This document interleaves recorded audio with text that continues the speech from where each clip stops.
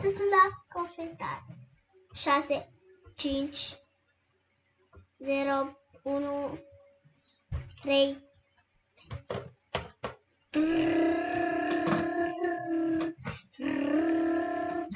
Alo? Alo? Bună ziua! Bună ziua! Vreau să vă spun, vreau și să comandă niște biscuiți. Niște biscuiți? Da, sigur, să-mi spuneți de care și ce cantitate doriți.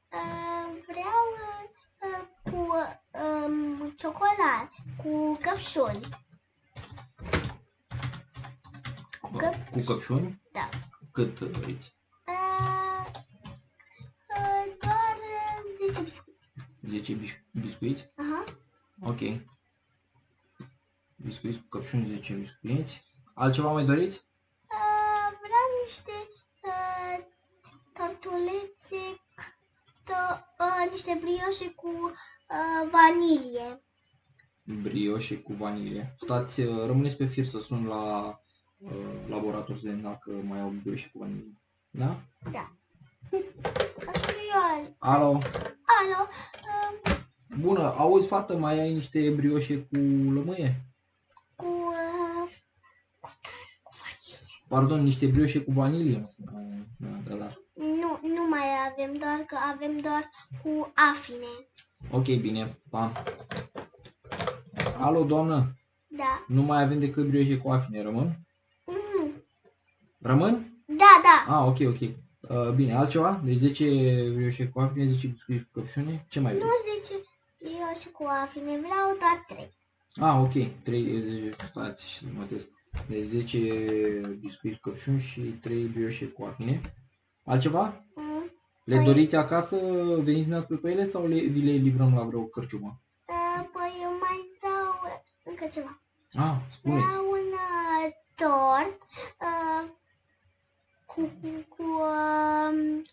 Ce compoziție? compoziția să aibă Beton, cărămidă, doboș, marțipan, de care vreți? de doar marțipan. Doboș, marțipan, da? Și vreau să aibă o păpușă, că fetei mele plac păpușile. Ok, și o păpușă. Altceva?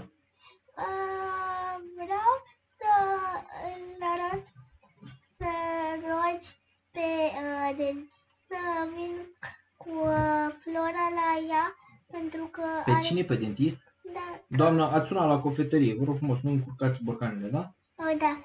Vreau să... Deci unde livrăm? Tortul cu doboș, marțipan, beton și 10 biscuiți cu căpșuni și 3 brioșe cu afine. Spuneți unde, la ce cărciumă livrăm? La locul de joacă, că o să mergem acolo. La care loc de joacă?